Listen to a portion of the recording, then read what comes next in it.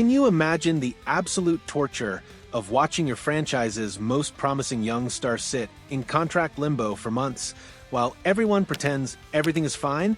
The agony has been unbearable. For months, Chicago Bulls fans have endured the kind of psychological torment that only comes from watching organizational incompetence play out in real time. Josh Giddey, the dynamic playmaker who was supposed to be the cornerstone of their rebuild, has been trapped in restricted free agency purgatory while the front office engaged in what can only be described as the most frustrating negotiation dance in recent NBA memory. But now, after weeks of silence, mixed signals, and reports that seem to contradict each other daily, we finally have clarity. The nightmare is almost over, and the resolution is both more complex and more revealing than anyone anticipated. This isn't just about one player's contract. It's about an organization learning how to value talent, a young star learning his worth, and a fan base that's been through enough disappointment to last several lifetimes. To understand the current Giddey situation, we have to go back to the blockbuster trade that brought him to Chicago in the first place. The Bulls shocked the basketball world by sending beloved veteran Alex Caruso to Oklahoma City in exchange for the young Australian point guard, a move that perfectly encapsulated their commitment to youth and long-term building. Caruso was everything Bulls fans loved: gritty, defensive-minded, and clutch in big moments. Trading him for an unproven young player with upside represented a philosophical shift that not everyone embraced initially.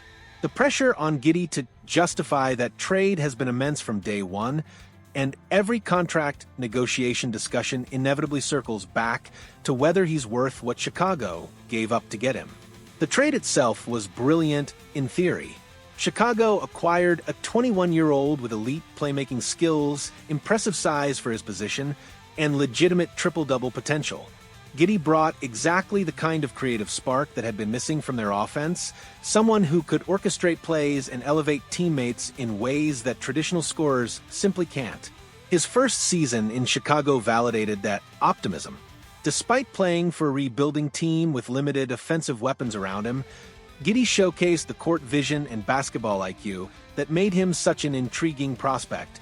He wasn't just filling statistical categories, he was changing how the Bulls played basketball, creating opportunities that hadn't existed before his arrival. The restricted free agency process has been an absolute disaster for all parties involved.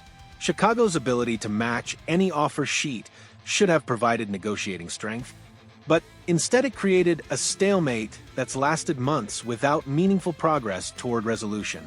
The lack of external interest from other teams has been both surprising and damaging to Giddey's leverage.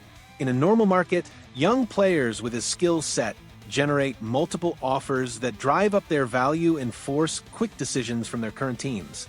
Instead, Giddey has found himself in a market that's been frustratingly quiet, leaving Chicago in complete control of the negotiation timeline. This dynamic has created tension that extends beyond simple contract terms. When a player doesn't generate external interest, questions inevitably arise about their true market value and whether their current team's evaluation is accurate. For Giddey, the lack of offer sheets has forced uncomfortable self-reflection about his standing in the league. The psychological impact on both player and organization can't be understated. Months of uncertainty create resentment and doubt that can poison relationships even after contracts are eventually signed. Players begin questioning their team's commitment, while organizations wonder if they're overvaluing assets that the broader market doesn't covet.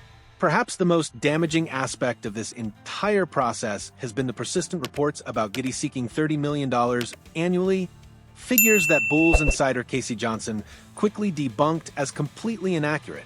This misinformation created false narratives about unrealistic demands and organizational cheapness that made productive negotiations even more difficult. Johnson's clarification that the Bulls have never mentioned that number and wouldn't expect Josh Giddey to sign a $30 million deal revealed just how distorted public perception had become. The media narrative suggested an enormous gap between player expectations and team offers, when reality was far more nuanced and negotiable. These false reports damaged both sides' reputations unnecessarily. Giddey appeared greedy and unrealistic, while Chicago looked cheap and unwilling to invest in young talent.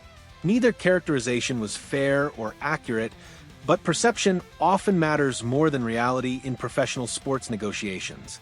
The correction of these numbers has opened pathways for reasonable compromise that didn't seem to exist when everyone believed Giddey was demanding elite guard money. A deal in the $21 to $23 million range suddenly seems achievable rather than impossible, creating optimism where only frustration existed before. Chicago's approach to these negotiations reveals their broader organizational philosophy about talent evaluation and financial management. Their apparent willingness to stay around $20 million annually for Giddey suggests they view him as a valuable young player rather than a franchise cornerstone, a distinction that carries significant implications for his role and expectations. This valuation might seem low, given Giddey's production and potential, but it reflects market realities that can't be ignored. Without competing offers to drive up his price, Chicago can afford to be patient and stick to their internal assessment of his worth. It's business calculation rather than disrespect, though the distinction might not matter to frustrated fans. The Bulls' financial prudence also reflects lessons learned from previous rebuilds where they overpaid for potential rather than proven production. Their reluctance to commit massive money to young players before they've established themselves as consistent contributors shows organizational maturity that wasn't always present in past decisions. However, this approach carries risks as well. If Giddey develops into the player many project him to become, Chicago will look foolish for not recognizing his value earlier. The difference between $20 million and $25 million annually might seem insignificant now, but could represent massive savings or costly mistakes depending on his development trajectory. Brett Siegel's report about expected resolution by the end of August represents the first concrete timeline anyone has provided throughout this entire process. After months of vague updates and non-commitments, having an actual deadline creates accountability and urgency that's been missing from these negotiations. The projected 3-year deal structure makes sense for both parties.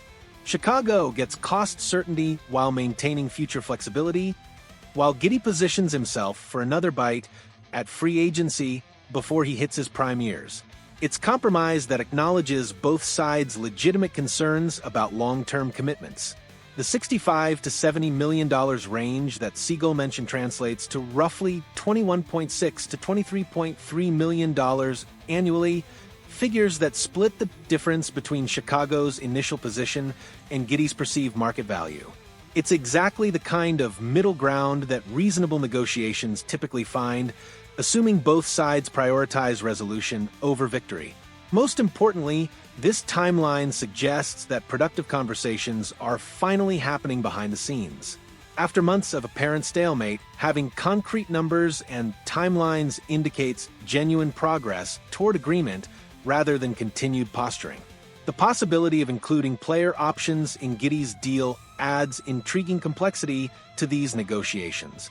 Such provisions would allow him to bet on himself by opting out after 2 or 3 years if his development exceeds current projections, potentially accessing a more lucrative market with higher salary caps. For Chicago, player options provide protection against overpaying while still securing Giddey's services during his development years. If he exceeds expectations, they benefit from having him at below market rates. If he disappoints, they're not locked into long-term commitments at premium prices. Player options also acknowledge the uncertainty inherent in projecting young player development. Rather than guessing what Giddey will become, both sides can revisit his value based on actual performance after a few seasons of additional evidence. However, such structures require mutual trust and shared risk tolerance that might not exist after months of difficult negotiations. Player options work best when both sides feel good about their relationship and future prospect together. Chicago's draft selection of Mattis Buzelis adds another layer to Giddey's situation by providing organizational depth and future flexibility at similar positions. Having multiple young playmakers creates internal competition while reducing dependence on any single player's development. Buzelis represents exactly the kind of high-upside prospect that makes Giddey's contract negotiations more complex. If the rookie develops quickly, Chicago's need to retain Giddey at premium prices diminishes significantly. If Buzelis struggles, Giddey becomes even more valuable as their primary young building block. This dynamic gives Chicago additional leverage in negotiations while creating subtle pressure on Giddey to prove his superiority over potential replacements.